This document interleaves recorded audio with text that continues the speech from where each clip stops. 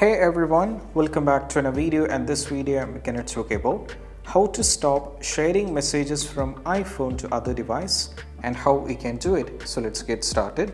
So first of all, what you need to do is we have to go to the settings here. Now from here we have to scroll it down and navigate to the apps. Now from here search here for message app.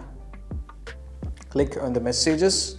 Now from here, if you scroll it down, somewhere else you will be able to see something called text message forwarding. For me, it is not there because I haven't connected to any devices. So you'll be having something here called text message forwarding. So select that so you'll be able to visible the devices that is already right now receiving this. So you can toggle it from there. You can just toggle it off from there and you have to check it. This is the first and foremost step.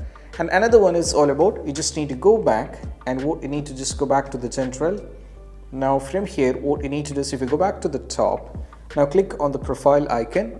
Now from here click on iCloud, and from here you have to click on see all, and from here you have to scroll it down, click on the message in iCloud and make sure that you have to turn this off. These are the 2 steps that you need to try when you're having trouble with this, and I hope this quick video is helpful. That's it. Bye.